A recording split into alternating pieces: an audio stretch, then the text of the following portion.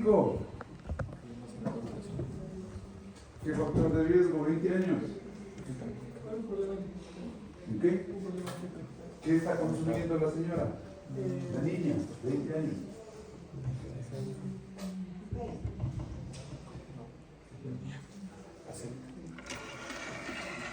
Mejor que de ahí no va a tener embolia, mejor si consume aspirina. Que consume para que le dé embolia pulmonar a una mujer de 21. ¿Qué? Ya dijo drogas para el infarto, para la embolia.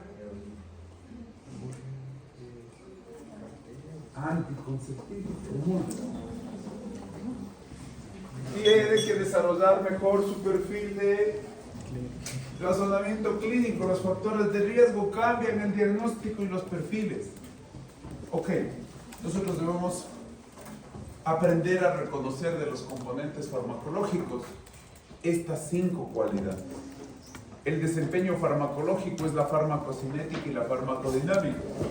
La evidencia es buscar el mejor recurso que nos oriente hacia el tratamiento.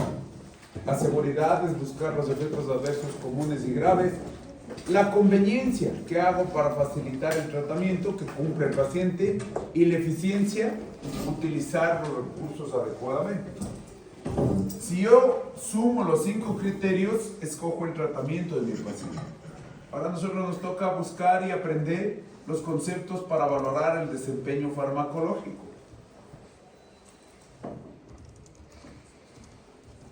Quiero saber cuántos mismos son en este curso. ¿Era paralelo qué era? A ver, Aguilar. Aguja. Alomía. Presente. Andrade. Presente. Andrango. Aucancela.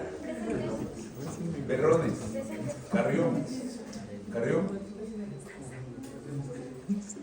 Ceballos. Chicaiza. Díaz. Echeverría. Endara. García. Ya están 2 Garcías. Gómez Jurado. Hurtado. Imbaquingo. López. Maldonado. Matamoros. Mendieta. Mirango. Moncayo. Montenegro. Montenegro.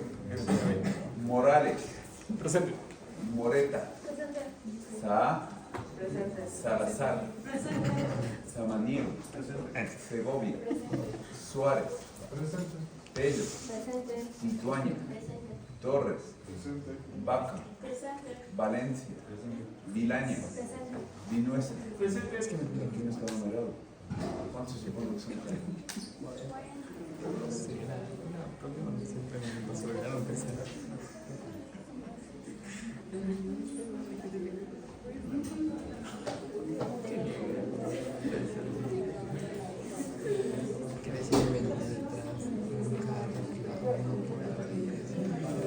Ok, vamos con el desempeño farmacológico. Vamos con la farmacocinética. Vamos a hacer que el fármaco entre a la sangre. Esto sería el primer paso a la absorción. Vamos a ver que la regla general, esto no se debe confundir. Cuando nosotros vemos estas etapas es un proceso académico de aprendizaje. Porque el fármaco, una vez en la sangre, ¿qué es lo que va a pasar? Farmacodinámica. Entra y trabaja. El fármaco es desordenado hacia dónde va. De hecho, estando en la sangre ya podría eliminarse, metabolizarse o meterse en tejidos que hasta no quiero, ejecutando efectos adversos. La conceptualización de verlo así simplemente es académico, porque entra y trabaja. El 2 es repartirse a los tejidos y volver a la sangre. Es un cambio reversible. El metabolismo es cambios químicos en la estructura y la eliminación es sacarle del cuerpo. Nosotros a la farmacocinética, a más de saber qué es lo que el cuerpo le hace al fármaco, la vamos a definir bajo el siguiente concepto. Farmacocinética, la descripción cuantitativa. ¿Qué quiere decir? Que un número va a reflejar cada una de estas etapas. Un número, una cantidad. Nos dice descripción cuantitativa de una droga y su concentración en los compartimentos a lo largo de la cinética, a lo largo del movimiento, a lo largo del viaje. Aquí están los números. Entonces, acetaminofeno y nos da todos los números. ¿Qué es lo que yo debo hacer? Interpretar si esos números son los que requiere mi paciente o su situación clínica. Comparar en las diferentes opciones y buscar los mejores números para el paciente. Primer concepto que nosotros necesitamos reconocer del modelo matemático es la curva concentración en el vertical y tiempo. Esta es la mitad de la película de la farmacología. La otra mitad, para poder sumar el modelo matemático, es la farmacodinamia. Esa curva es dosis-respuesta. Las curvas no pueden ser mezcladas. Cada una juega su rol y con las dos sumadas construyo la solución farmacológica del cuadro clínico. En este escenario vamos a desglosar esta curva. Se pone aquí unidades de tiempo. Por ejemplo, minutos y horas. 30 minutos, 1 hora y marco por horas. Tiempo, ¿no? Esto va a estar la relación desde que el paciente ingiere una tableta. Y acá, ¿cuánto de fármaco tengo en la sangre? Es decir, una unidad de volumen.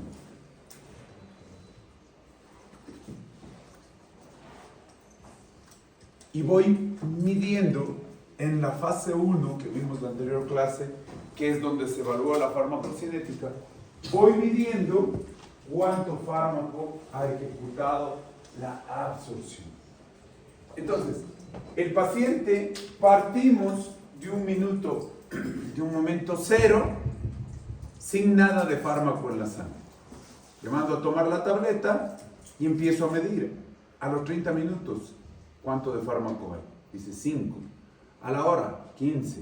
Entonces voy midiendo y voy marcando el proceso de entrada del fármaco a la sangre. Esto es el proceso de absorción. ¿Qué es absorción? ¿Cuánto fármaco tengo en la sangre? Luego el cuerpo empieza a ejecutar los procesos de farmacodinamia. Si sigo la película, ni bien entró a sangre, va a ejecutar la curva dosis-respuesta. Pero eso es después, eso es mañana. En la curva concentración-tiempo, solamente estoy visualizando la concentración del fármaco en la sangre. Y como el cuerpo debe defenderse de esta sustancia externa, empieza a utilizar los fenómenos de distribución y metabolismo para sacar el cuerpo con la eliminación. Entonces, este gráfico de farmacocinética ve la entrada y ve la salida del fármaco. La distribución y el metabolismo son etapas que no se ven, porque aquí solo mido cuánto fármaco está en la sangre. Para poder evaluar la distribución, el metabolismo con la absorción y la eliminación, debo buscar otra constante farmacocinética. Entonces, la vertical, cuánto fármaco hay en la sangre; la horizontal, unidades de tiempo. Entonces, cuando yo estoy en la farmacocinética, estoy evaluando mientras el fármaco está en la sangre. No veo cuando se escapa a los tejidos y no veo cuando se cambia su estructura con el metabolismo. Esta es la curva de farmacocinética. ¿Preguntas?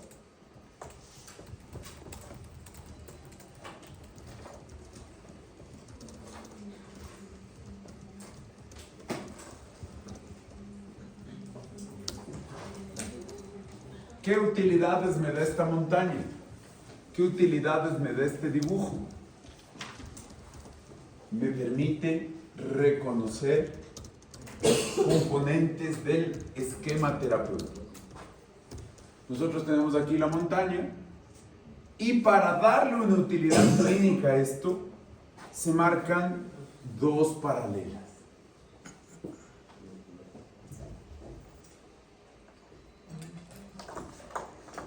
¿Para qué sirve la línea de abajo? ¿Para qué se te ocurre que sirve? El tiempo es de aquí. Aquí va 1 hora, 2 horas, 3 horas, 4 horas, 5 horas. ¿Para qué sirve esta línea? Para saber la absorción está aquí. Esta es la absorción, la subida.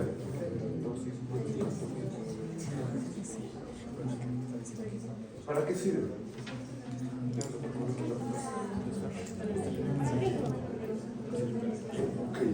¿Qué es el umbral? El tiempo que debo esperar para que inicie el efecto del fármaco. ¿Qué pasó mientras dejé transcurrir estos minutos? La concentración fue incrementando para pasar el umbral. Técnicamente el umbral se le llama concentración mínima efectiva. ¿Para qué servirá la línea que va aquí?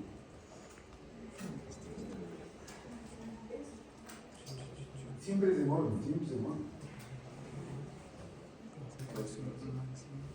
Dosis es allá, en otra curva.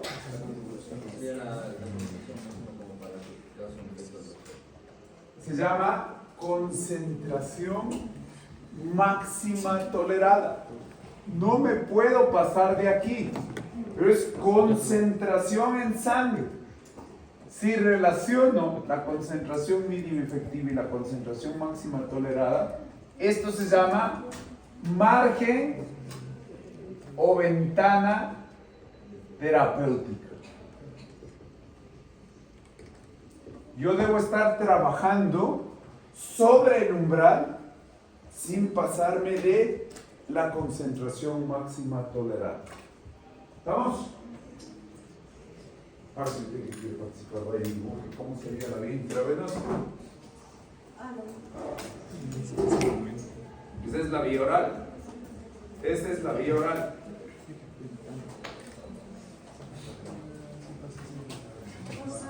Piense, no hay apuro, no hay apuro, no hay apuro. Razones, no hay apuro. Pana, no hay apuro.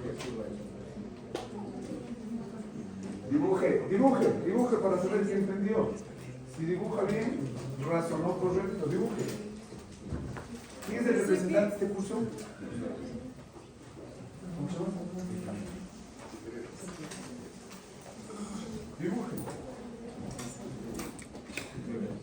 Dibuje, deduzca. Equivóquese.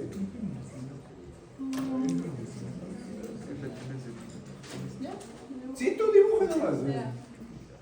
No me expliques, dibuja, ya te pido explicación acá mientras veo que todos intenten resolver el desafío. El que se equivoca le va a ir mejor, porque va a entender. Dibuje.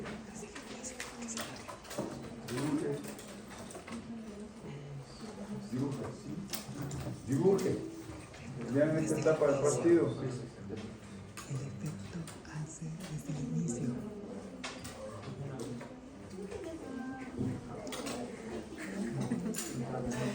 Dibuje, ¿cómo usted entendió? No,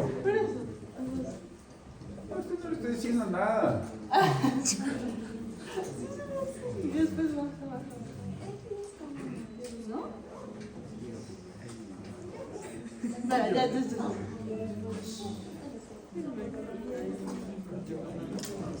Ya. Dibuje. Dibuje. Para saber si entendiste. ¿Ya? ¿Dibujó? ¿Cuál es? O sea, que, o sea, A ver, dibuje, borrón. Yo no lo había dibujado. está encima. O sea, sé que como que le inyectas en la cosa. No me mires. hace rato estás, véame, yo me quiero Sí, pero equivocar. Arregle.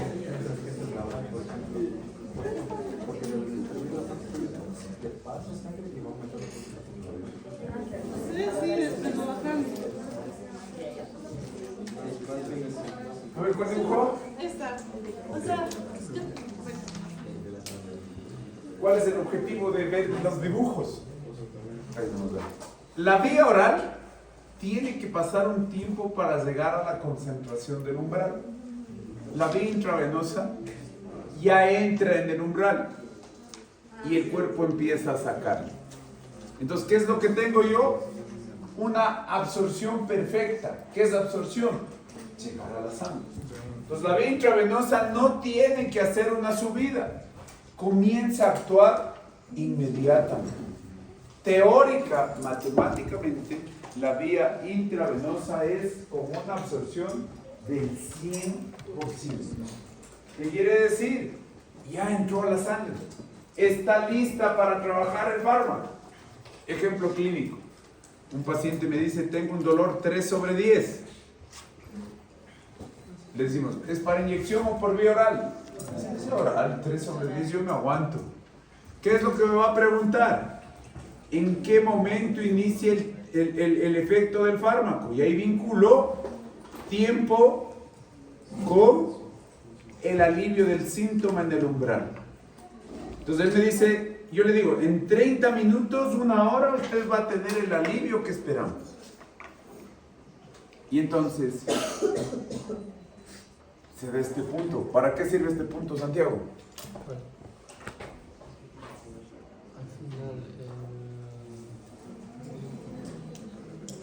Entonces la vía intravenosa entra y trabaja, no hay espera. Se llama eso periodo de espera en la vía oral o periodo de latencia. El punto no era cuando ya estaba terminándose la vía, pues. ¿Para qué sirve? Te digo.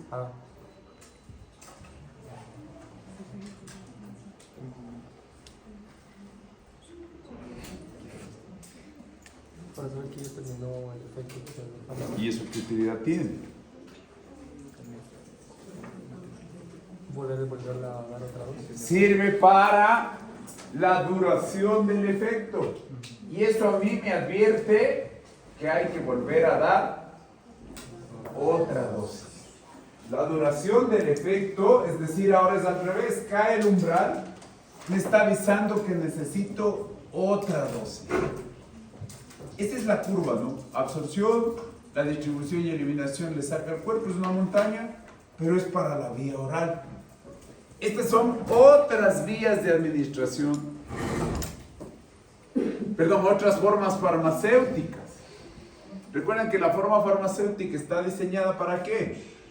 Para encontrar el proceso y el momento correcto de la liberación farmacológica. Entonces, la cápsula hace esa curva.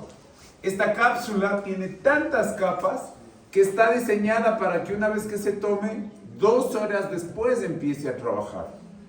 Estas dos son cápsulas en su ejemplo de liberación prolongada. ¿Para qué sirven las cápsulas de liberación prolongada? ¿Y eso para qué le sirve al paciente? ¿Para qué le sirve al paciente?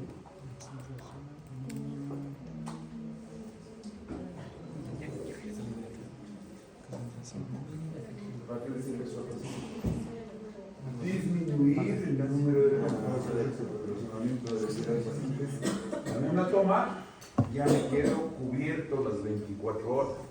Entonces, cada forma farmacéutica tiene su curva. Cada vía de administración tiene su curva. Entonces, ¿cuál es la ventaja de la intravenosa? Poner el fármaco listo para trabajar sin espera, sin latencia.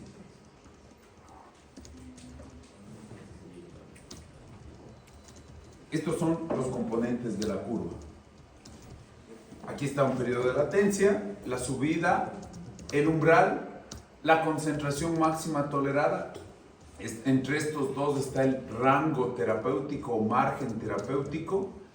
Aquí está el inicio del efecto el fin del efecto, la duración del efecto, es decir, para dar la siguiente toma.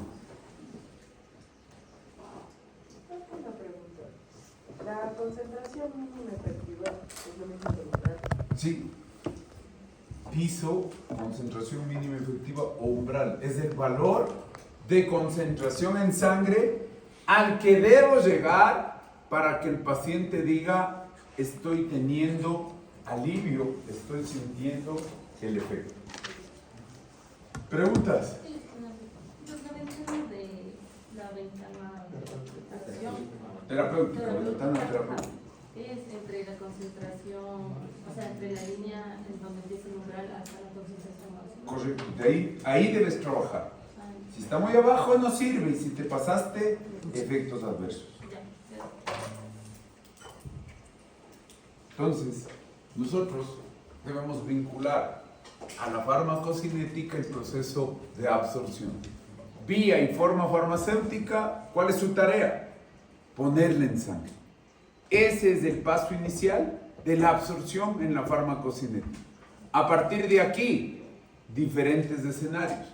¿Qué es lo que busco como médico? Que el escenario fundamental sea que ya tenga, al tener fármaco en la sangre, que yo tenga farmacodinamia. Sumemos. Dosis que viene de la farmacodinamia. Liberación, me consumo las capas de la tableta. Se absorbe y el fármaco está en la sangre. Y ahí viene una dificultad numérica. El fármaco estando en la sangre ya se expone a pasar por el riñón.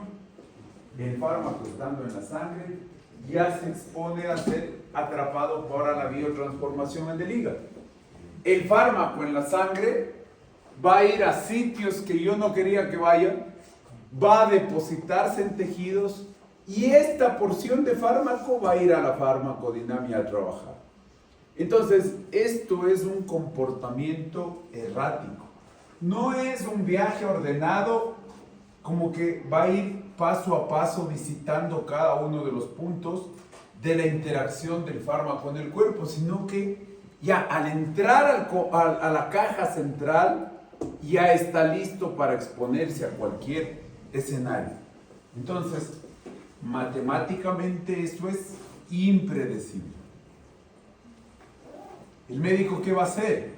Escoger los componentes. Forma farmacéutica vinculada a la vía de administración y la forma farmacéutica definida como el químico farmacéutico está escogida en base a la propiedad física del fármaco. ¿Cuáles eran las tres opciones de propiedad física del fármaco?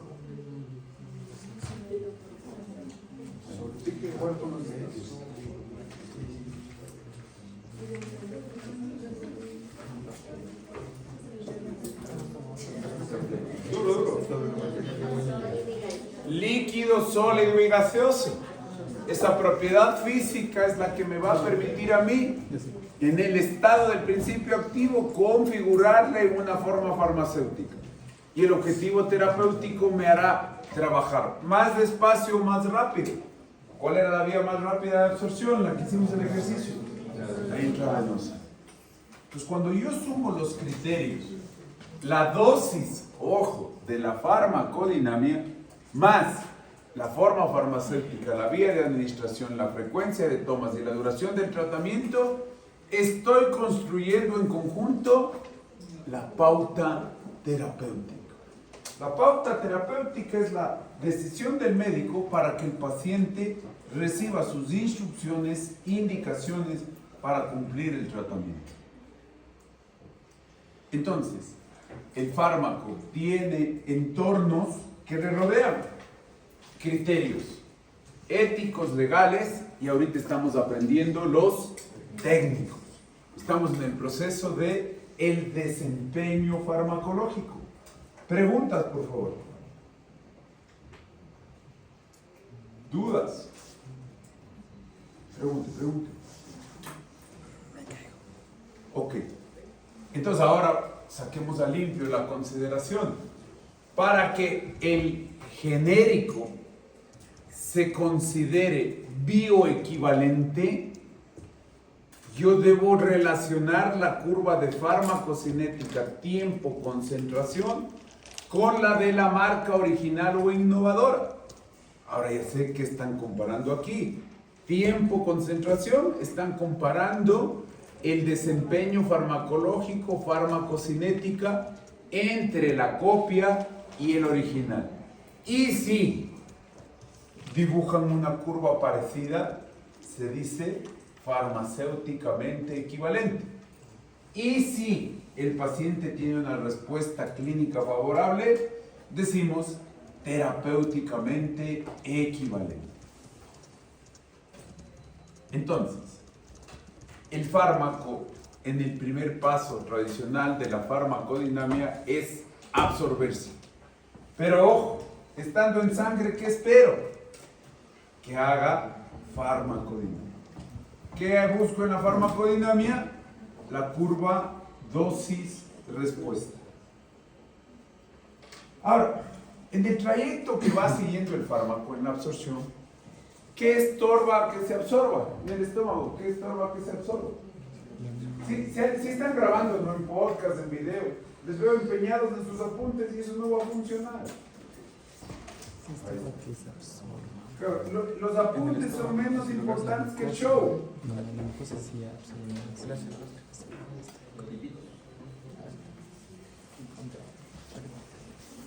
¿Qué está preguntando? Otra respuesta.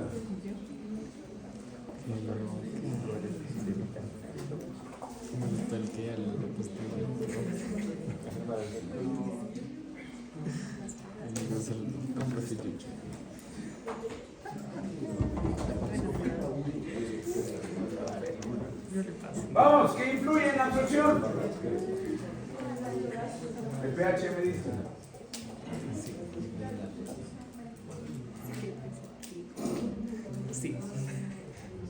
José, lo que yo debo estar preocupado es en las instrucciones de funcionamiento del fármaco.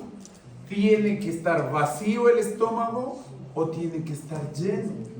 Hay fármacos que te van a dar la instrucción específica. No se puede tomar como alimento. Otro fármaco te va a decir, necesita de los alimentos para absorberse bien. Porque el proceso digestivo, las hormonas, los neurotransmisores, se liberan cuando el estómago se distiende. Otro fármaco te dirá, no me importa si está lleno o vacío. Entonces, aquí tenemos una consideración importante para que de acuerdo a cada fármaco, cada historia, cada estudio, cada principio activo, nos dé su camino para construir la curva. Pero no se olviden que el paso fundamental en el vínculo químico, farmacéutico, médico está en saber escoger la liberación. O sea, como paso -1, la liberación. La liberación está relacionada a la forma farmacéutica y relacionada a la vía de administración. Y eso lo tomo como factor prioritario para escoger la mejor absorción. Siguiendo el mapa de trabajo, liberación, absorción, me toca, ojo, farmacodinámica. Pero de ahí, siguiendo la farmacocinética, hay un grupo de fármacos que se reparten en el cuerpo, que se distribuyen en los tejidos. La relación de distribución es meterse en la relación de los compartimentos del agua del cuerpo. Líquido intracelular o líquido extracelular. Entonces, se absorbe, trabaja, algún fármaco penetra en tejidos. Eso es la distribución. La distribución es penetrar o repartirse. ¿Cuáles son las reglas para penetrar una membrana?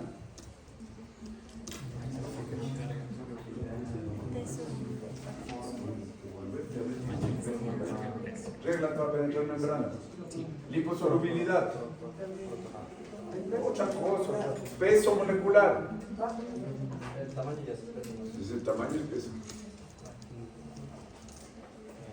Reglas para penetrar una membrana. Reglas para penetrar una membrana. Ya dijo. Sí, pero eso es en la farmacodinámica, no entra en juego ahorita.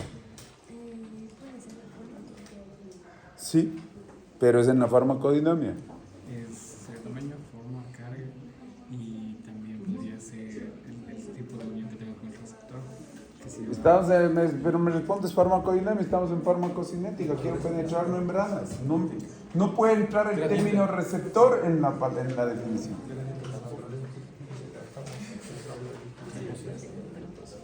Bueno, porque de acuerdo a eso escogí la forma farmacéutica.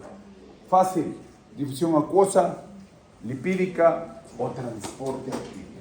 Entonces, para moverme en los compartimentos, difusión acuosa, lipídica o transporte activo. Cuando yo ya tengo analizado entonces el concepto, veo cómo el fármaco se puede distribuir en esta piscina. El primer compartimento al que llego es el plasma, es la absorción. Si llegué a este compartimento es sangre. El compartimento extracelular que le complementa es del agua que rodea el tejido y el compartimento de acá es del agua dentro de la célula. Entonces, la distribución se relaciona a la cualidad del principio activo de meterse en uno u otro compartimento. ¿Cuánto de sangre tiene un individuo? ¿Cuánto es? 5 litros. Entonces, cuando el volumen de distribución es 5 litros, quiere decir que el fármaco queda atrapado aquí. Si tiene la capacidad de peso molecular de salirse, va al líquido intersticial. ¿Qué cualidad necesita para meterse en el intracelular? Es decir, hidrofílico. Bueno, gradiente es básico, pero vamos, bien. Para salirse el plasma ya, yo te estoy preguntando qué cualidad para entrar en la intracelular. Enlaces no entra aquí. Enlaces es para la farmacodinámica. El enlace es la atracción del receptor al principio activo. Afinidad es cualidad de la farmacodinámica. Yo les decía, es como que tuviera la capacidad de enchufarse o no en el receptor. Cargas no entra aquí. Transportador activo para meterme en la célula podría ser más fácil. Eso es farmacodinámica. Receptor es farmacodinámica. Dale. Liposolubilidad. Liposolubilidad. Para meterme en la membrana, debo atravesar la bicapa lipídica. Ok. Y para evitar que entres en los compartimentos, la anatomía y fisiología ha dispuesto barreras. Esta es la barrera con astrocitos. Esta es la barrera que se encuentra protegiendo el estado de alerta. Esta es la barrera hematoencefálica. Impide que la mayor parte de sustancias entren a modificar el estado de alerta en el sistema nervioso. Entonces tengo liberación, absorción, distribución, me queda el metabolismo. El metabolismo es la biotransformación, cambiar químicamente la estructura del fármaco. Y la regla general del metabolismo, como tercer componente, es hacer basura. Las reacciones químicas hepáticas, que son en dos grupos, fase 1 y fase 2, su tarea es, como regla general, convertirle al fármaco en basura.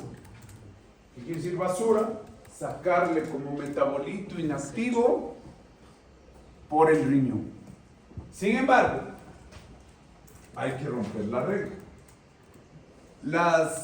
Los cambios químicos pueden hacer que al pasar por el hígado, la reacción química a la estructura farmacológica le convierta en activo. Entonces la excepción es activar la estructura farmacológica al pasar por el hígado. Y el cuarto componente es sacarle del cuerpo. Esa sería filtrarle, secretarle y absorberle por el aparato renal como principal eliminador. Otras vías de salida. Sudor.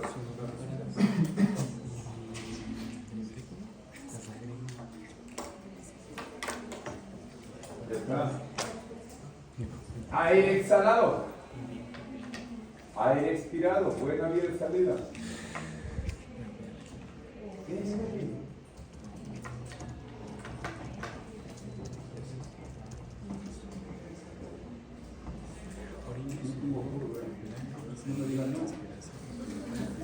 Saque del fármaco.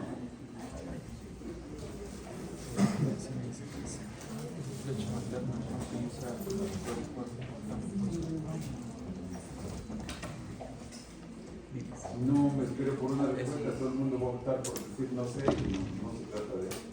Así que tengo que esperarte por la respuesta.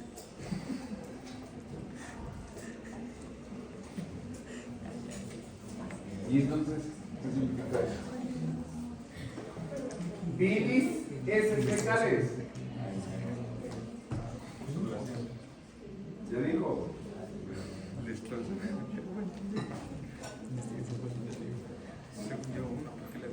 Yo también dije uno. Sí se subió.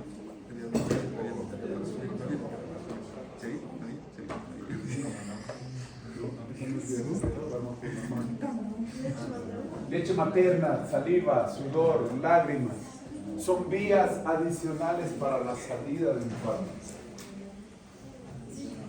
Ok. Entonces, cuando yo veo ADME, es del acrónimo de los 4 pasos tradicionales, pero no se olvide, se absorbe y va a la farmacocinética, a la farmacodinámica. Vamos a profundizar los conceptos de la absorción. El fármaco se ingiere y entra en la fisiología como cualquier componente del proceso digestivo. Se disgrega, se disuelve y algunos fármacos ya entran a la sangre a partir de los vasos sanguíneos estomacales y ya se absorbieron. La mayoría de los fármacos por vía oral siguen el trayecto alimentario, el vaciado gástrico, el píloro, van al intestino y se absorben. ¿Qué es absorción? El paso del principio activo a la sangre. Entonces ya tengo ahora niveles de concentración plasmática una vez que ejecuté el primer paso de absorción en la vía sistémica. La tópica está hecha para que más bien no llegue a la sangre, sino que trabaje en el sitio que le coloqué. Entonces, absorción es el paso de una droga desde el sitio de administración al torrente sanguíneo. ¿Cómo se absorbe? ¿Cómo se distribuye? ¿Qué reglas sigo para penetrar membranas? Transportes pasivos, difusión facilitada y transporte activo. Esa es la comparación de la vía oral y la vía intravenosa. La vía intravenosa es la perfecta, la que nos da el 100% de absorción.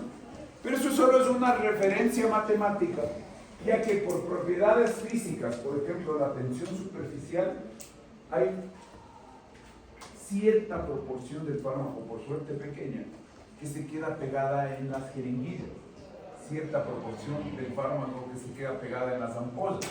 Pero nosotros partimos de que la vía intravenosa es la perfecta del 100%.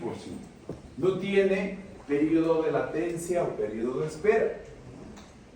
Todas las vías entonces la comparamos con la vía intravenosa.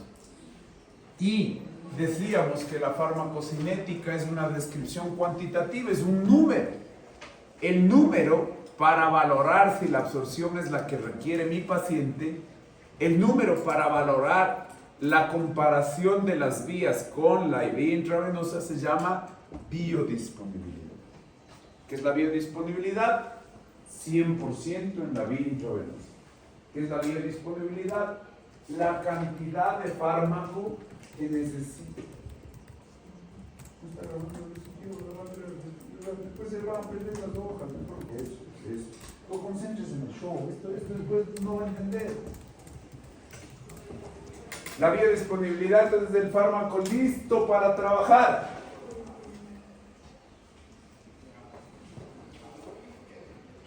Ahí tengo dos números de biodisponibilidad. 88% tabletas de acetaminofén, 33% tabletas de morfina. ¿De dónde saca la morfina? ¿Y de dónde saco el opio? De la amapola o adormidera, Papaver somnífero, se llama la planta para sacar opio, morfina. La morfina de Centuner en tabletas solo tiene una biodisponibilidad de 33. Entonces, como regla general, una buena biodisponibilidad es aquella que sea mayor del 60%.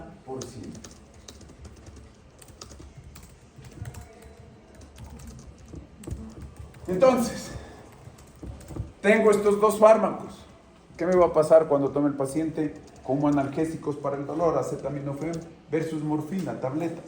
La morfina no va a tener tanta respuesta como la acetaminofén.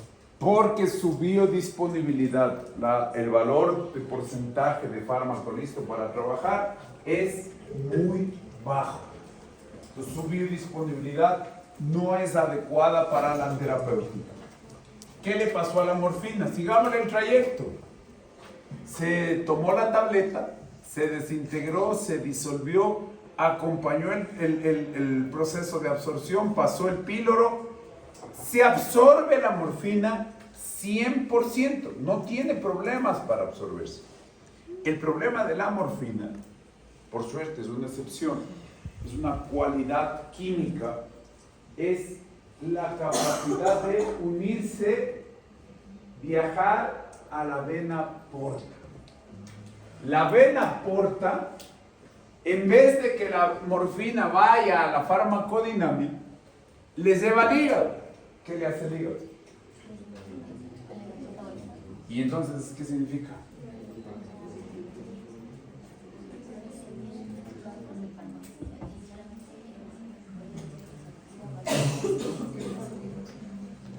¿Cómo? Activa para cumplir su función. Espérate. Lo inactiva.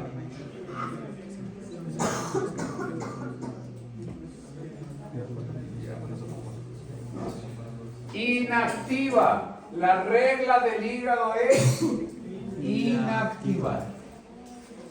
Por eso yo te estoy diciendo que pongas la regla. Aquí la regla es inactivar. Las excepciones ya aparecerán específicamente.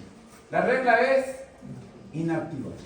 O sea, el hígado es inactivo, pero los propólogos... Eso es otra cosa. Espérese. El hígado me inactiva.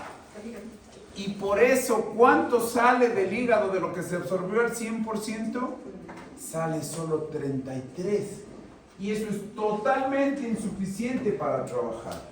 Se ha ejecutado un perjuicio. El hígado ha sido perjudicado, el fármaco ha sido perjudicado por el hígado. ¿Por qué se perjudicó? Por esa característica específica de meterse en el sistema porta y ser llevado como un imán al hígado. Todo lo que tenga que ver con el sistema porta tiene este déficit de primero visitar al hígado antes de irme a la farmacodinamia. Por lo tanto, ¿qué otra vía, a más de la vía oral, tiene este perjuicio? Anatomía.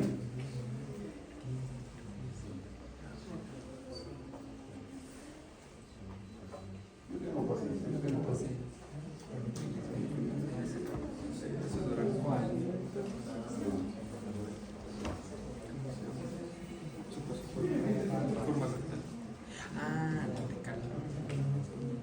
Pero depende del segmento. Por lo tanto, si yo te pongo vía rectal, no va a ser tan amplio como en la vía oral, pero la rectal, al tener drenaje por las mesentéricas, que son tributarias de la porta, también tiene este perjuicio. Este perjuicio de la biodisponibilidad se llama efecto de primer pasos. ¿Qué quiere decir? Primero pasó por el hígado antes de pasar a la farmacodinámica. Y esto es un perjuicio. ¿A quién le estoy perjudicando? A la biodisponibilidad. El efecto de primer paso es una cualidad negativa para la biodisponibilidad. Por suerte es un proceso excepcional. No lo tienen todos los fármacos. Entonces ya sabemos que es el efecto del primer paso. ¿Qué me recomiendas para evitar el efecto del primer paso? Otra vía de administración, ejemplo, intravenosa. La morfina de Celtude va intravenosa. ¿Y cuál sería su biodisponibilidad?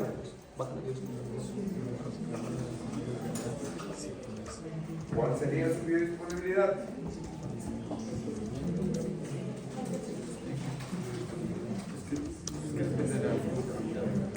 Vamos, atendamos tanto estudios las compañeras. Me dice 60% la morfina intravenosa.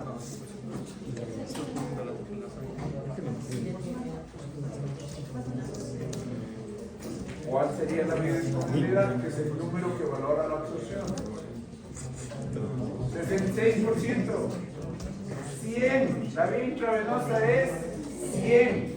Entonces, primera forma para evitar el efecto del primer paso, el problema es la vía de administración. Cambie de vía. Otra vía para evitarme el efecto del primer paso. Sublingual, directo a la sangre, en el plexo venoso sublingual. Intramuscular, no tan perfecta como la intravenosa, pero se salta la porta. Transdérmica, parche de liberación prolongada, no tan perfecto como la intravenosa, pero está lejos de la porta. Inhalatoria, lejos de la porta. Subcutánea, lejos de la porta. Entonces, la rectal y la oral, cerca de la porta. Riesgo de que esa sustancia, si tiene el defecto químico de ser un imán para la porta, ejecute efecto de primer paso. Entonces, visualicemos este esquema. Regla general de los fármacos: entrar, trabajar, desactivarse e irse. Ese es el camino del 95% de fármacos. El listado de fármacos de primer paso, más bien, oiga, si usted tiene cómo evitar los fármacos de primer paso, mejor use otro.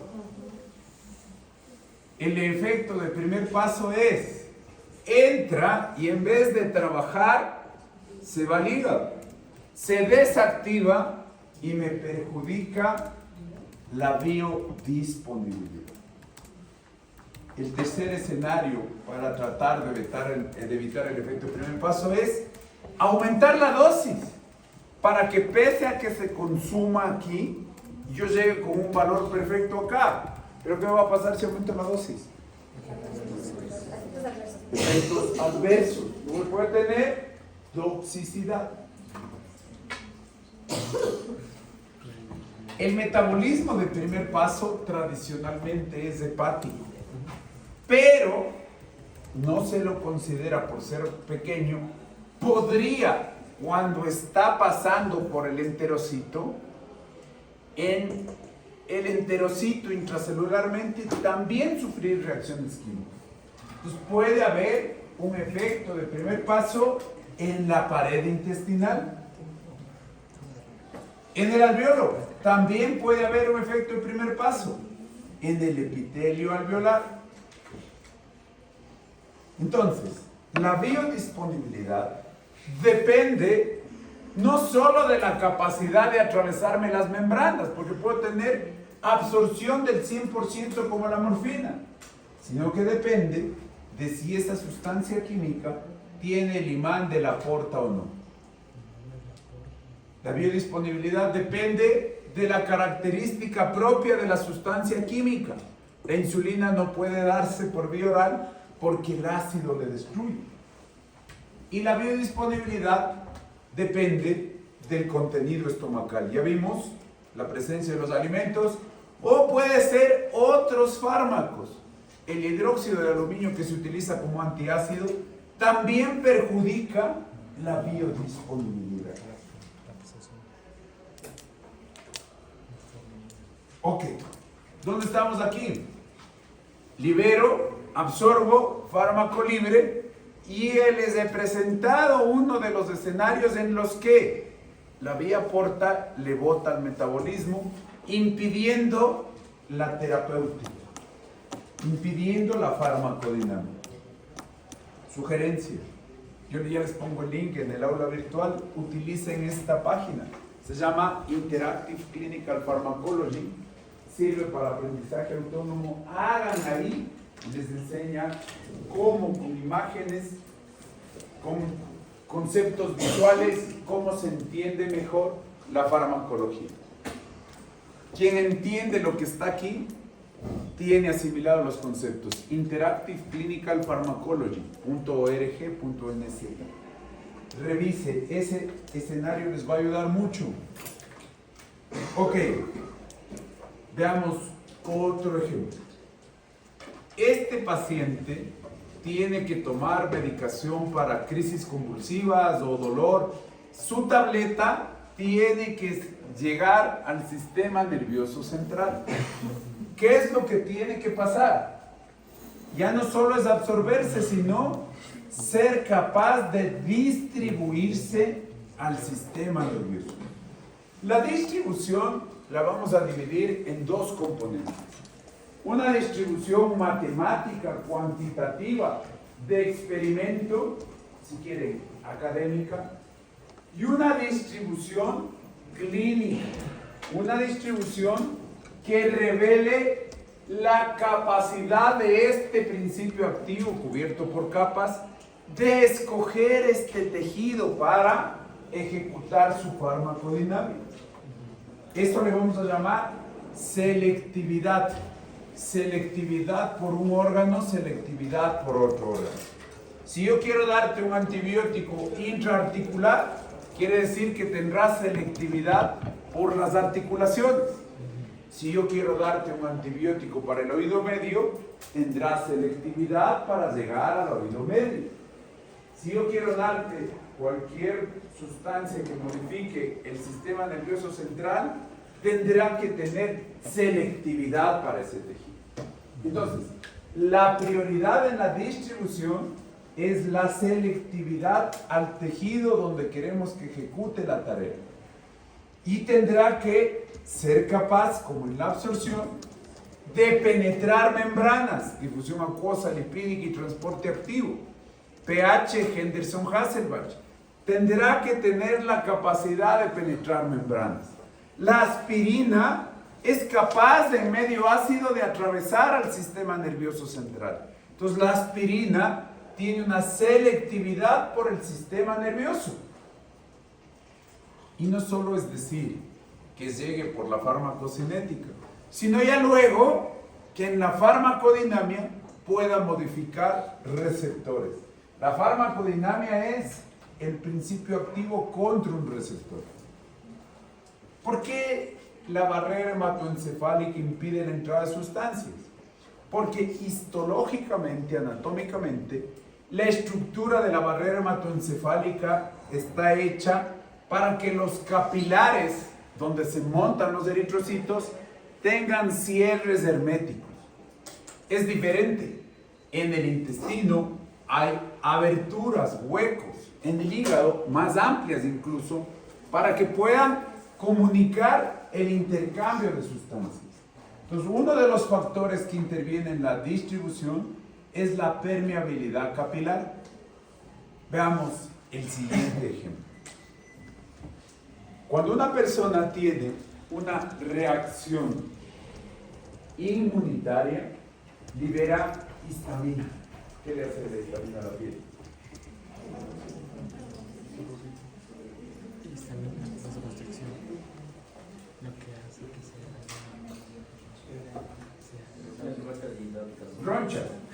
Las ronchas son un proceso de componente inflamatorio que infiltra debajo de la piel y eleva y tiene picación. ¿Cuál es el tratamiento? Está con ronchas el joven. No te voy a ayudar. Es prohibido, la verdad.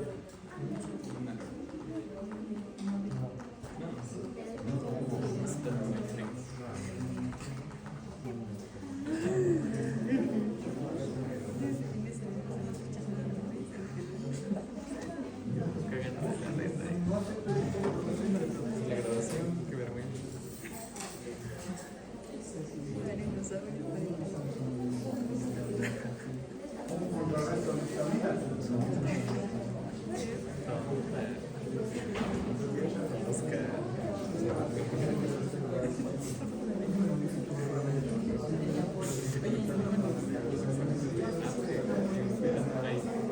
Entonces, si la histamina es el problema, debo darte un antihistamínico.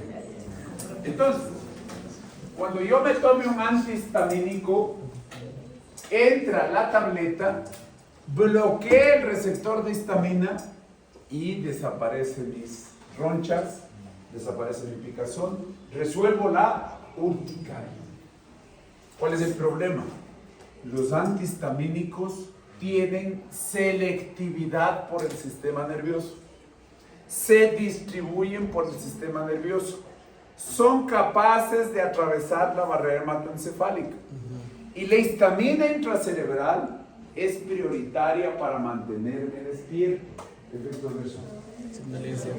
Somnolencia. Entonces ahora el antihistamínico me ayudó en la piel, pero si se mete al cerebro produce sueño.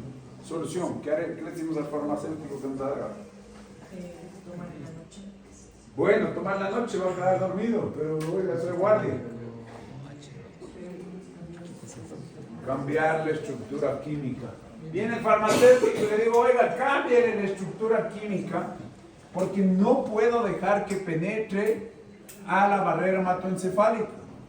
Cambia la estructura y desarrolla los antihistamínicos de segunda generación como la loratadina, en la que tú tomas y la glicoproteína P no le deja cumplir la selectividad del tejido. Con este ejemplo, usted vislumbra cómo yo puedo manipular la distribución. Y lo más importante es la distribución. ¿Qué tejidos quería el antihistamínico? Piel, sistema nervioso.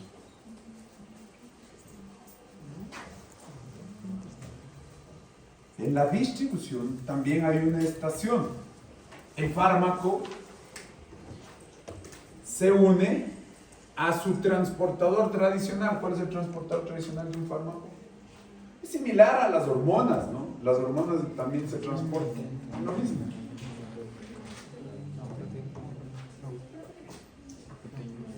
¿Cuál? La albúmina.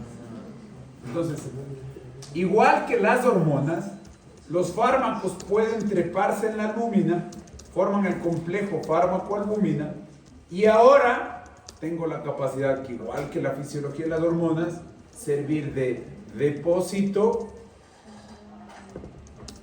y servir de transporte. ¿Cuál va a ser el problema de que se haya unido a las proteínas?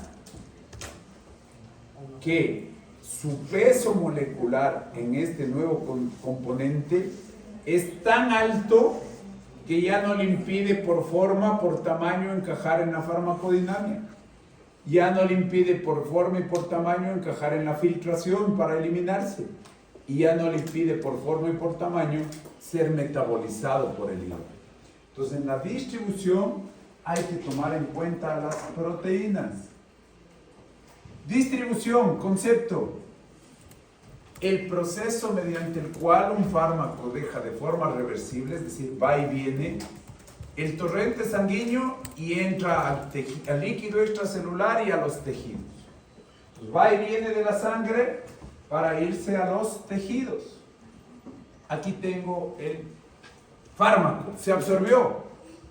Un fármaco selecciona músculo, otro fármaco selecciona grasa, otro fármaco selecciona cerebro. No es una repartición como que fuera anilina, es una repartición de acuerdo a sus cualidades químicas para penetrar o no membranas. El primer criterio que se toma en cuenta para distribución está aquí. ¿Qué está? ¿Cuál es el primer criterio entonces? Su selectividad.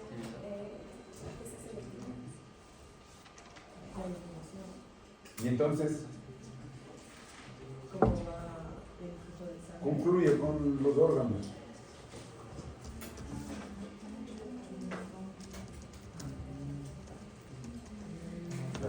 Entonces, como vemos que los textos son un poco más duros, o sea, entran a distintos tanto al cerebro. Es más fácil llegar acá porque tiene mucha circulación y más difícil llegar acá. Esto es el compartimento central, fácil acceso, mucha circulación. Este es el compartimento periférico, difícil acceso, pero se puede llegar. De hecho, cuando sale a la venta un fármaco, el farmacólogo hace cálculo con 7 compartimentos.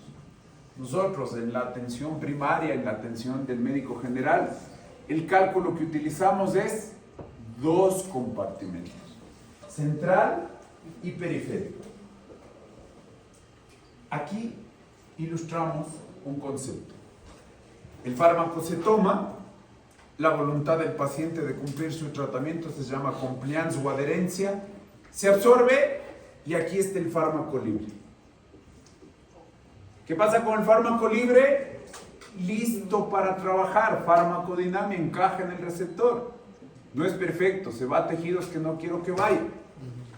Pero el fármaco entonces tiene una opción, unirse a proteínas. El fármaco unido a proteínas es inerte. ¿Qué quiere decir? Como tiene alto peso molecular, no ejecuta farmacodinamia, no encaja en el receptor. Y el alto peso molecular evita que sea metabolizado o eliminado. Entonces, ¿qué tengo yo con el fármaco en la proteína? La capacidad de depositarse y transportarse, pero es inactivo, es inerte. Conclusiones. Las moléculas de los fármacos se unen a proteínas del plasma, habitualmente albúmina. Los fármacos unidos son farmacológicamente inactivos, no encajan en el receptor. Solo el fármaco libre puede actuar en los sitios diana de los tejidos, provocar respuesta biológica y ser metabolizado y eliminado. Una pregunta. Pero la albúmina me ayuda a transportar. Sirve de depósito, correcto. Entonces, o sea, si el fármaco es inerte, luego como un botecito, le deja en su lugar de acción. Correcto. Vaya. Correcto, bien. Entonces, uno de los destinos de tomar la tableta en la absorción-distribución es treparse en proteína. Y eso sirve para disminuir el número de tomas también. Yo cargo el bucecito y ya también evito que tomes mucho porque me sirve como un depósito interno. Entonces no es perjudicial. Correcto. Correcto. A esto vamos a volver después. ¿Cuál es el problema? ¿Cuál es el problema del volumen de distribución, del número de distribución? El problema es que el farmacólogo cree que el volumen se distribuye matemáticamente. El farmacólogo no hace relación a las reglas de penetración de membrana y cree que se distribuye como que fueran vasos comunicantes, cuando la realidad es, cree que se distribuye como vasos comunicantes y por eso incluso el nombre que le pone es volumen aparente de distribución. Si yo busco sinónimos de la palabra aparente es volumen supuesto de distribución. Dice, se define como el volumen de líquido para contener en uno de los compartimentos, sea plasma, intersticio o intracelular, el fármaco. ¿Por qué decimos aparente o supuesto? Porque la vida real, un fármaco entra, aquí hay una membrana, la sobrepasa, difusión acuosa, lipídica, transporte activo. Aquí hay otra membrana, la sobrepasa. Pero ¿por qué no son vasos comunicantes? Porque este fármaco no puede sobrepasar aquí, no puede sobrepasar acá. Entonces la repartición del fármaco es irreal, es irregular, por eso decimos que es aparente o supuesto. De hecho, el volumen de distribución no tiene ninguna base fisiológico-física, solo sirve para hacer una referencia del fármaco en los compartimentos de agua. Entonces, ya habíamos dicho, ¿de qué depende que me quede en el plasma, en el intersticio o el intracelular? ¿De qué depende que me quede en el plasma? No. Del tamaño. ¿Por qué me quedo atrapado en el plasma? Porque su tamaño es tan amplio que no le deja salir de ahí. Si tiene un tamaño pequeño, del plasma sale al intersticio. Y por regla, su consideración, si es que es liposoluble o hidrosoluble, escoge uno de los dos. Si es que es hidrosoluble, se queda en el intersticio. Y si es que es liposoluble, se mete en el intracelular.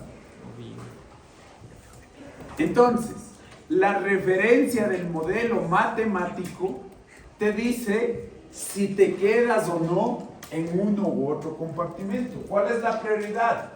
El modelo clínico. ¿A qué tejido me deposito? Veamos cómo sería un ejemplo. Este es cada uno de los compartimentos de el agua en un varón de 70 kilos. Plasma, 4 litros.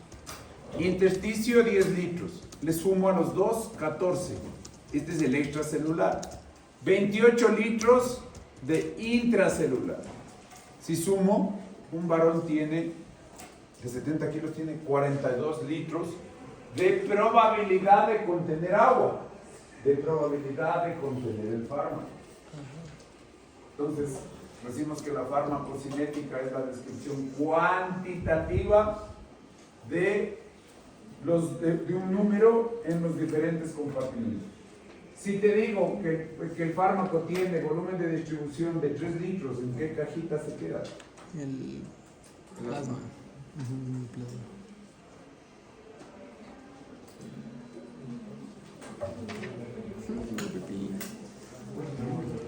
En el plasma.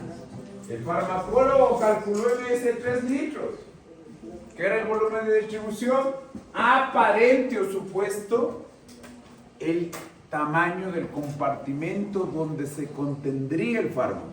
Si me dice 3 litros, está aquí. Si te digo 1000 litros, por eso es aparente, supuesto. Fármaco X, 1000 litros de distribución, ¿dónde supones que está? Intracelular. En el total. Entonces, ¿qué quiere decir? Se está metiendo dentro de las células. Es intracelular. La biodisponibilidad valora la absorción, el volumen de distribución, el tamaño del compartimento donde contengo al fármaco. ¿Cuál es la regla? ¿El hígado para qué sirve? Para inactivar, para hacer basura. El metabolismo es bótele a la basura al fármaco. Esa es la regla. Y ahora le vamos a ver qué es lo que le hace al fármaco. Ya no vamos a decir inactivar. Si el fármaco viene liposoluble al riñón, tal como vimos en la aspirina, ¿qué le va a pasar? Se va a reabsorber. Si el fármaco llega liposoluble, atiende, vean. Atiende. Si el fármaco llega liposoluble al riñón, se va a reabsorber. La molécula azul es liposoluble. ¿Qué espero del hígado? Que una vez que haya actuado el fármaco, de azul le convierta a verde, es decir, hidrofílico. Y cuando vaya al riñón, le bote. ¿Cuál es el rol del hígado? De liposoluble, hacerle hidrosoluble. ¿Cuál es la regla general? Entonces, para inactivar, de liposoluble debe hacerse hidrosoluble. Entonces, ¿qué hace el metabolismo? Mayor polaridad, hacerle hidrofílico. Mi analogía para poder entender cómo vamos a hacer esta reacción es como que vamos a tumbar con estos albañiles la estructura química de la pared. Entonces, mientras más albañiles, más fácil desactivar la estructura química.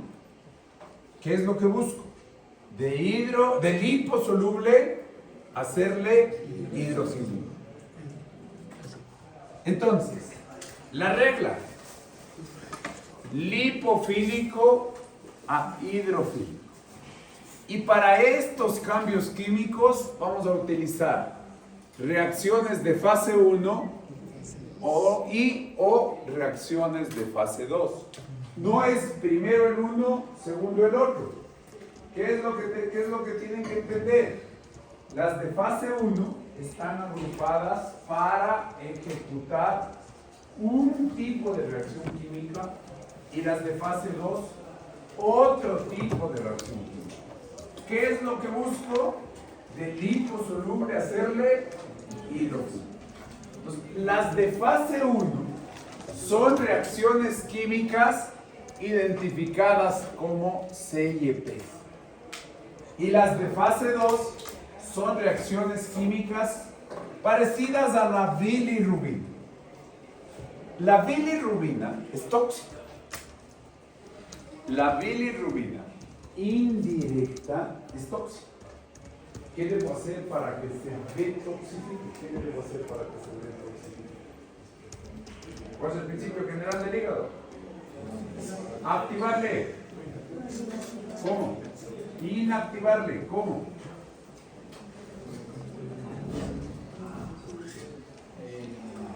De lipofílico a hidrofílico. Entonces, para hacer eso, ¿qué hace el hígado? Le conjuga. No usa la bilirrubina fase 1, usa fase 2. ¿Qué es fase 2? Combinarle, conjugarle, sumarle a la bilirrubina otro componente químico y ahora el A más B y hacer hidrofílico. Y este hidrofílico se llama bilirrubina directa y puede salir por las heces y puede salir por la orina. Entonces, reacciones de fase 1, CYPs, cambiar la estructura para que se haga hidrofílica. Reacciones de fase 2, conjugar, combinar, sumar para que se haga hidrofílica.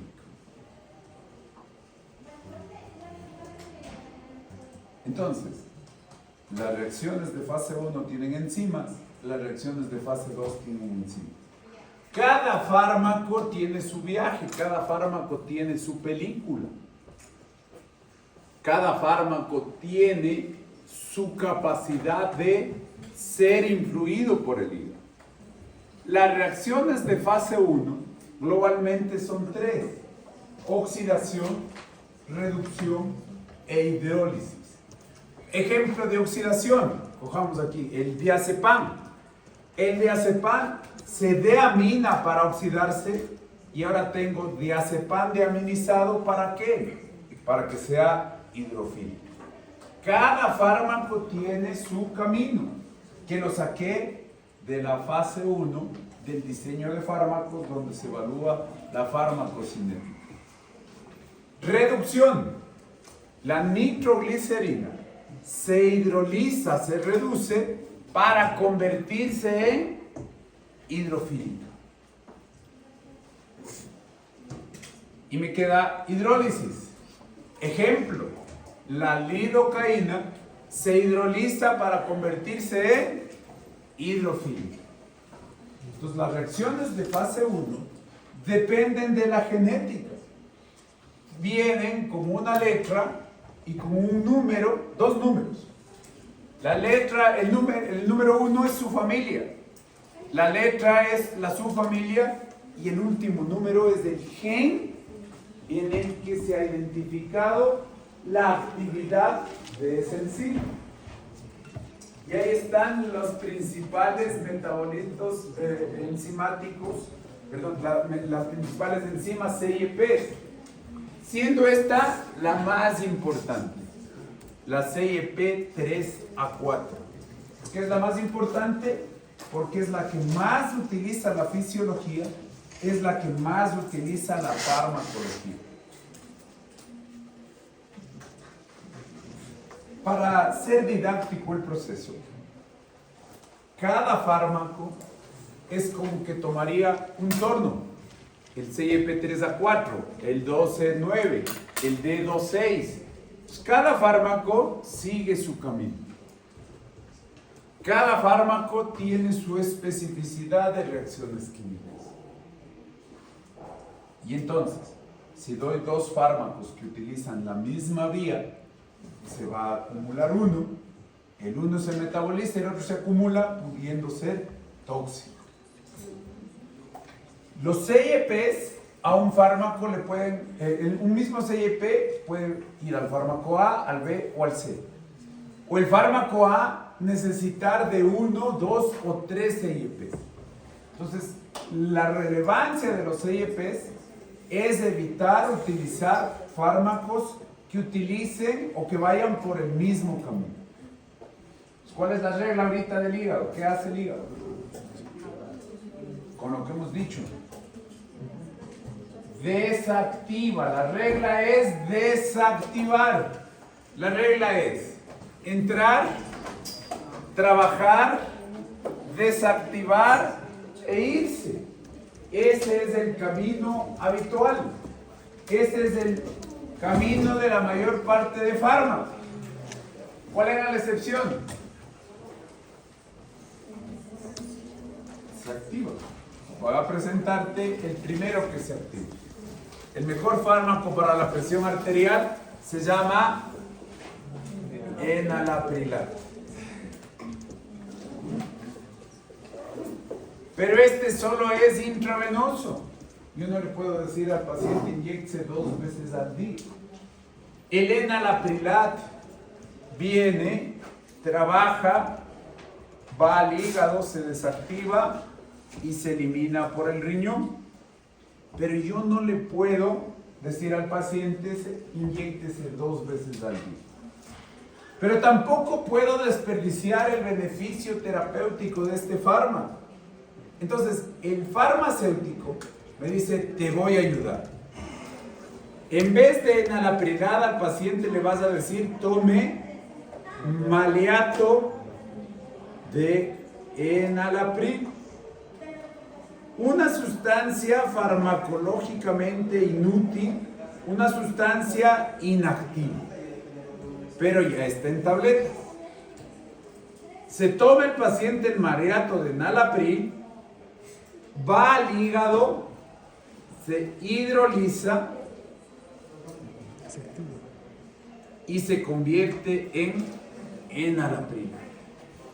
Entonces, esta sustancia inútil no es fármaco, pero con la reacción química del hígado se ha convertido en el principio activo que buscaba, evitando que el paciente se inyecte y ahora lo toma por tableta.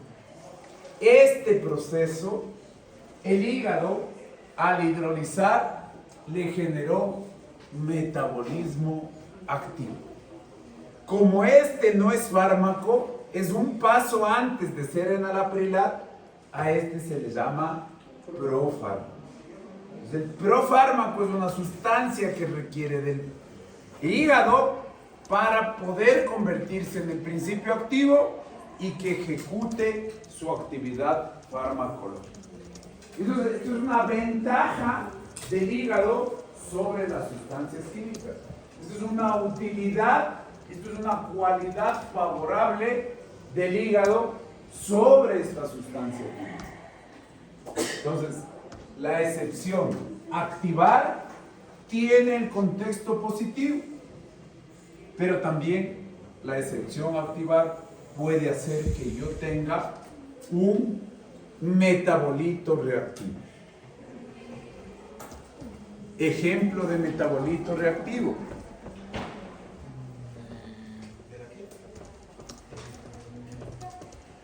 Yo tomo acetaminofén.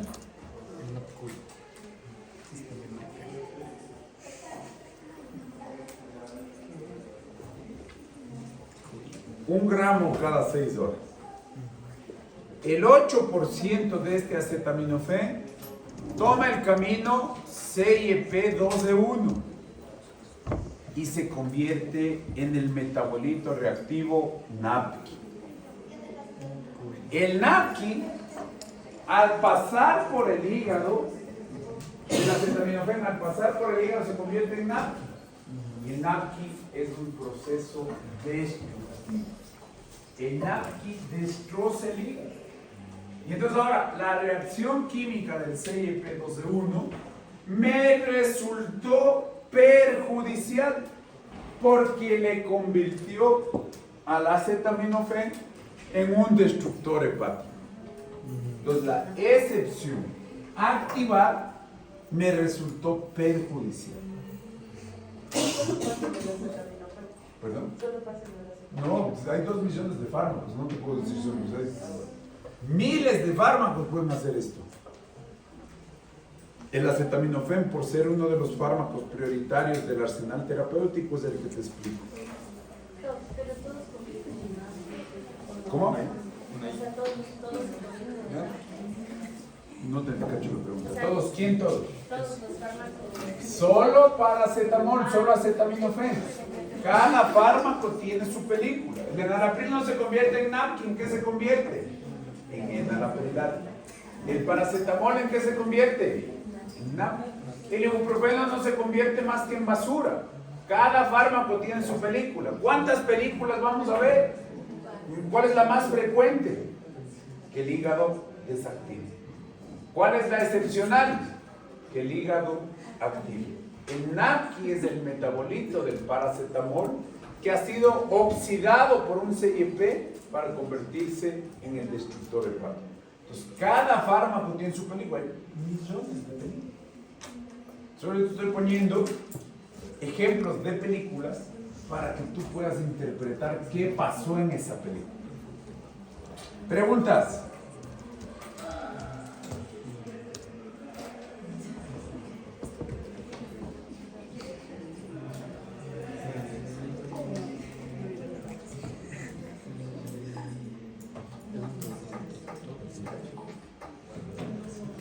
Ok, entonces, el hígado tiene la capacidad como regla general de apagar. Para apagar, la película más común es esta: entrar, trabajar, desactivarse e irse. Es la película repetida.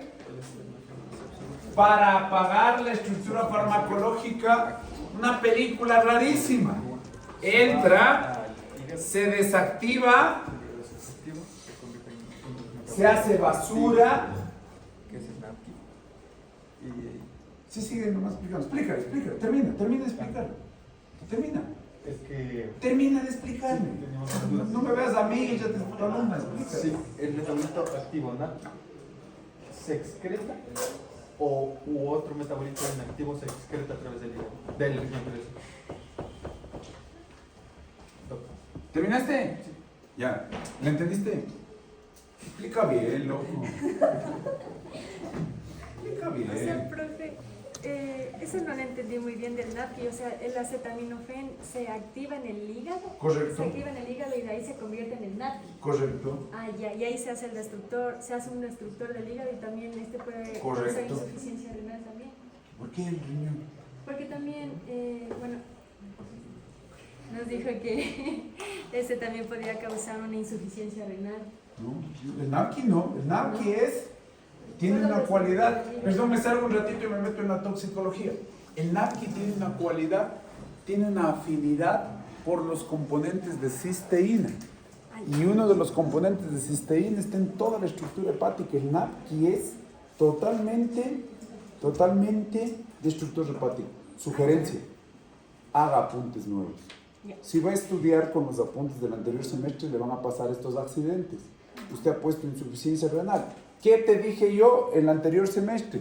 Que el paciente con intoxicación por acetaminofén fallece por insuficiencia hepática que evoluciona a insuficiencia renal.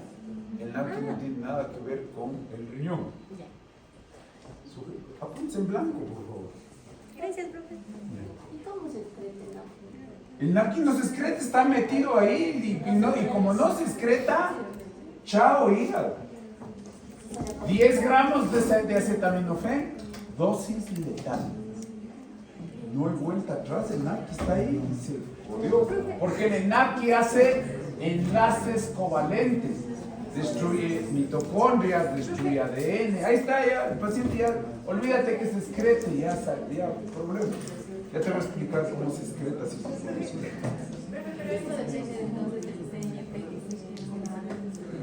El CIEP, el 8%, coge el acetaminofén y siempre va a haber NAPQI. Yo tomo 1 gramo cada 6 horas y voy a tener NAPQI. El NAPQI debe desactivarse con glutatión y se va.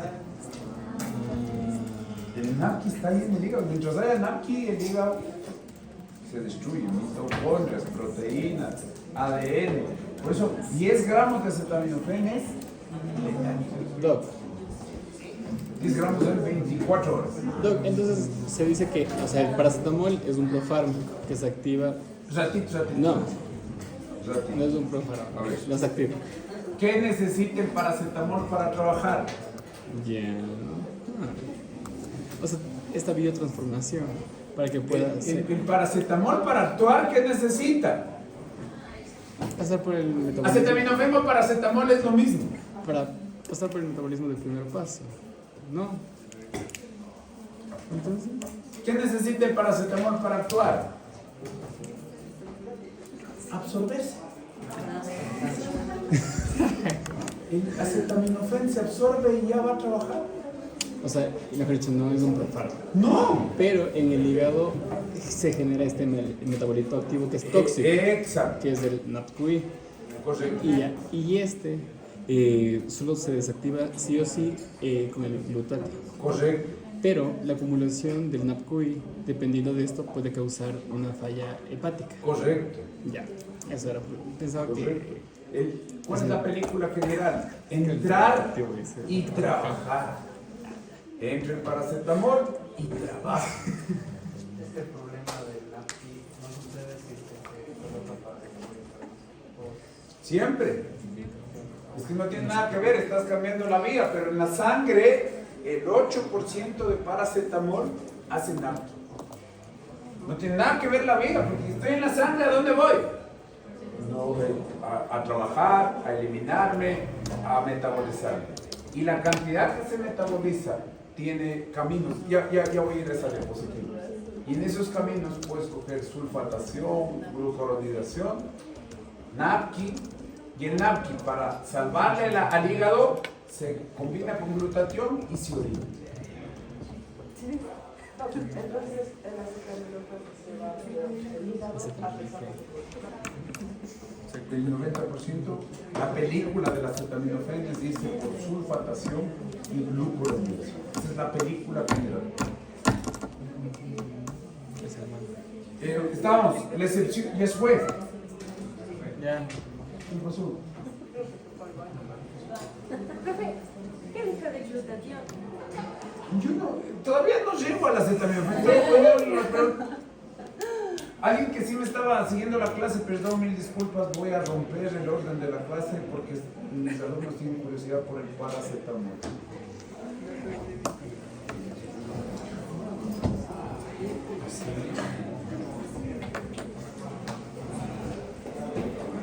Estamos esperando que vuelva a ver, no se va a ver.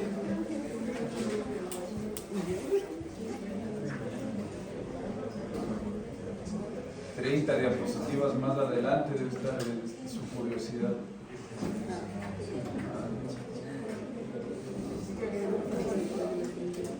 Mañana hablamos de paracetamol, veamos, sigamos el orden.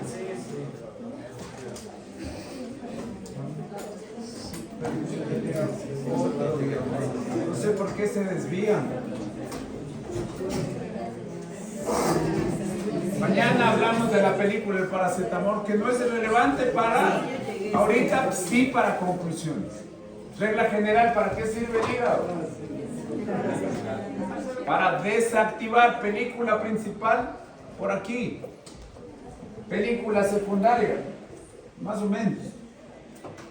Película secundaria. Entra, el hígado le consume, le desactiva. ¿Quién se perjudica si es que en vez de ir a trabajar se desactivó? La biodisponibilidad. Entonces, los fenómenos para apagar, el principal es de este, el secundario es el efecto de primer paso. Primero al hígado antes de irse a trabajar. Ahora, el fármaco puede ser activado en su estructura química en el hígado. Entra en dos escenarios. El uno es un escenario positivo, profármaco. Me tomo una tableta que no tiene cualidades farmacológicas. Se absorbe y el hígado le convierte en el metabolito activo. Esta cualidad del profármaco es muy útil para favorecer la adherencia, para favorecer el cumplimiento del tratamiento. Esto que les llamó la atención del acetaminofén. 90% de acetaminofén se va por la puerta del sulfato y del glucurónido. 8% del acetaminofén se va por la puerta del CYP2D1. 2% sale sin cambios directamente por el riñón. Como ustedes ven, es la mínima cantidad.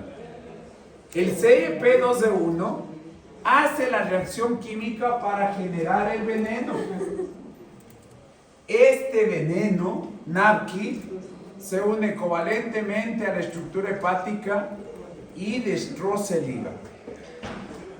Este proceso de porcentajes se da como 1 gramo cada 6 horas con la dosis normal.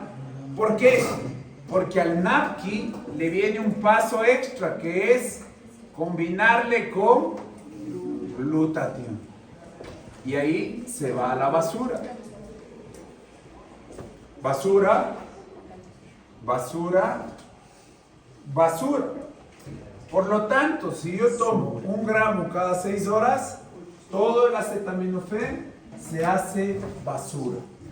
Esta película rara del acetaminofén puede ponerle en efectos adversos al paciente si no tiene el suficiente glutatión para desactivar el NAPQI. ¿Qué es lo que yo espero con las reacciones de fase 2? Combinarle al fármaco con una estructura para hacerse hidrofílico. Aquí nos pone de ejemplo. Sulfatación, acetaminofén. El acetaminofén, después de haber trabajado, se sulfata. El sulfato de acetaminofén es basura y sale del cuerpo. ¿Estamos? El acetaminofén no es profármaco. Profármaco es una cualidad positiva. Ok, decíamos que hay que tumbar la pared y la estructura del fármaco para hacerle hidrofílico. Mientras más enzimas, más fácil tumbar la estructura. Esto es clave porque la tarea del hígado es desactivar.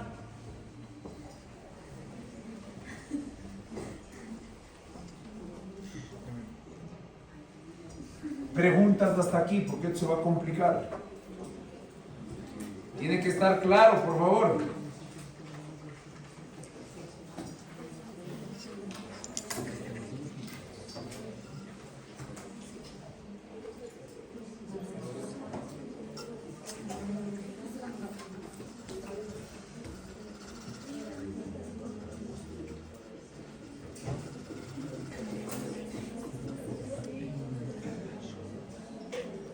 Por favor, ahora sí pregunte. Llegamos a un punto de una estación para parar. Pregunte. Está clarísimo, gracias. ¿Sí? Porque ahora viene el problema complejo. Por favor, no hay preguntas. Vamos. A la velocidad de apagar y a la velocidad de encender, yo le puedo cambiar por la genética o por la presencia de otro fármaco. Entienda, después se me pierde. Entonces, esta es una microfotografía del hígado. Este es el hígado normal y aquí está trabajando al máximo. ¿Qué ha pasado en esta microfotografía? Hay más albañiles, hay más enzimas trabajando. Pongamos un escenario. Si viene el ibuprofeno por el hígado normal, se desactiva en 6 horas. Si viene el ibuprofeno por este superhígado, ¿en qué tiempo se desactivará? Menos. ¿Por qué?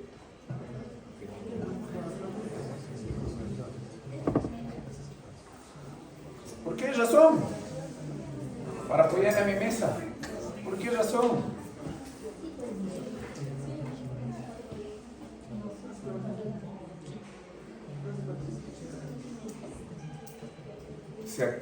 Se desactiva menos. ¿Qué quiere decir menos? Más en albañiles, más enzimas, más desactivación hepática. Entonces, pongamos un ejemplo. Las enzimas que están pintadas en negro son el CYP1A2. Mientras más enzimas, más actividad hepática. ¿Qué fármacos necesitan para salir por el CYP1A2? Ejemplos: el acetaminofén, el tamoxifeno, la teofilina y la warfarina. Estos fármacos necesitan estas enzimas.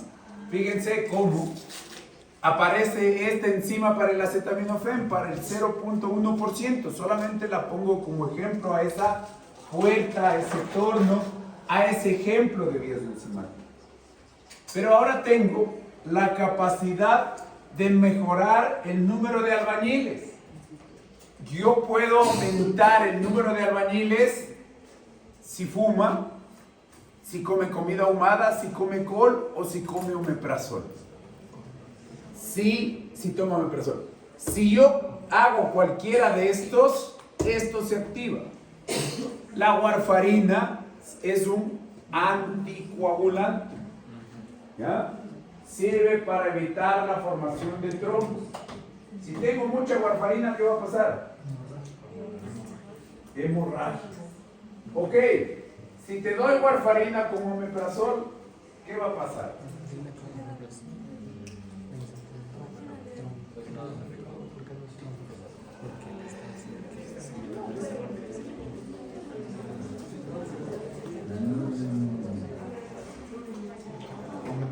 ¿Qué le va a pasar a la warfarina? Función disminuida. O sangrado. Función disminuida. Mayor función. Entonces, si es que tiene mayor función, va a sangrar. Hemorragia.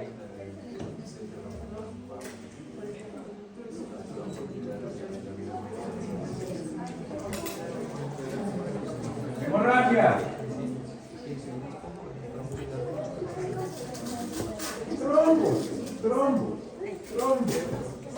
Trombos. ¿Qué va a pasar? La warfarina doy para evitar que haya trombos. Si tomo warfarina como omeprazol, tengo este escenario. Es como no haber tomado el fármaco. Entra el fármaco, se desactiva. Trombos.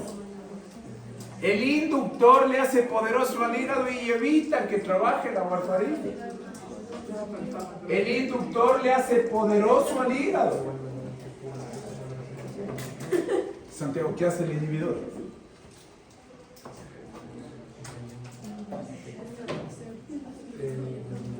Warfarina y omeprazol, warfarina y ahora sería warfarina y fluvoxamina, es un antidepresivo. Si no le disminuye el efecto, le aumenta, entonces ya no es trombo sangrado. ¿Qué hace la fluvoxamina con la warfarina?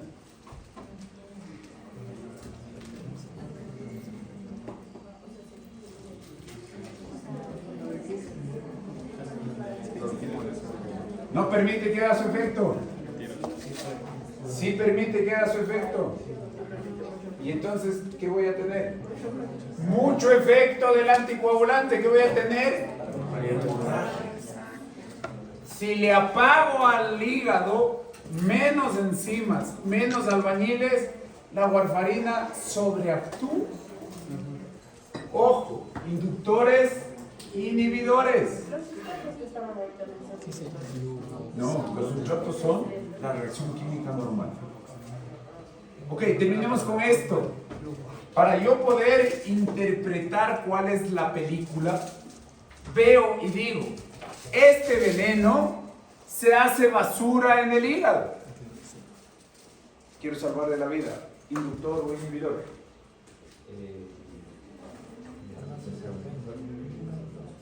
Tiene unas razones para esa película. Aquí estamos en otra película. Demuéstrame que entendió los conceptos de inductor e inhibidor. Inductor. Inductor. Inhibidor. Inhibidor. 2-2.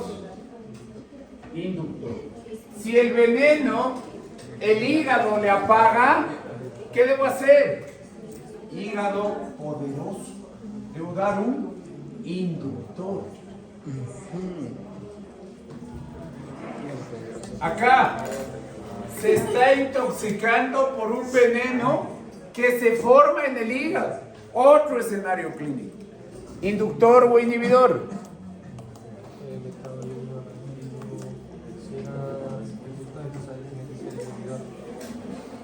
¿Por qué?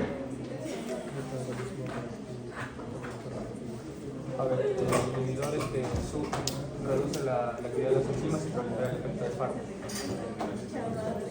Pero que en este caso ¿qué es? No estás concentrado. Razona, estás leyéndome tus apuntes y poniendo razona. No sé si entrar en metabolismo podría ser Inhibidor.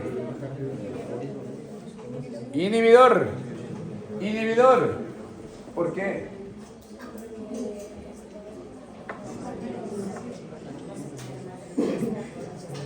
Correcto. Aquí el hígado es el que produce el veneno.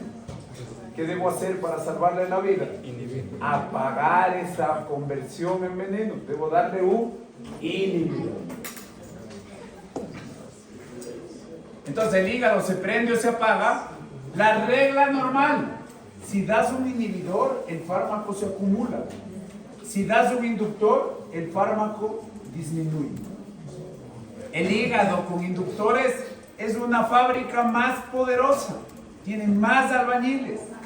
El hígado con inhibidores, el fármaco estaba bien, pero el inhibidor ¿de dónde sale?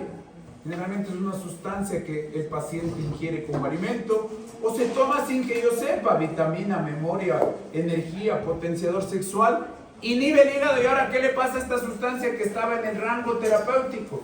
Que estaba sobrepasando el mínimo sin pasar el máximo. ¿Qué le va a pasar? Se acumula.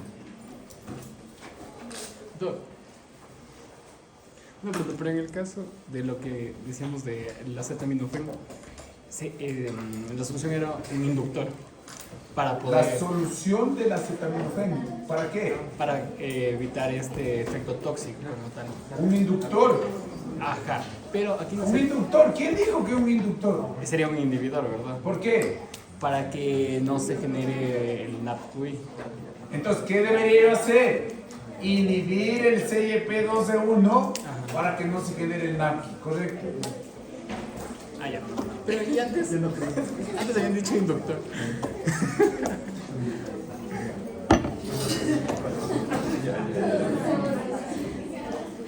Por favor, ahora vaya al libro a leer estos conceptos.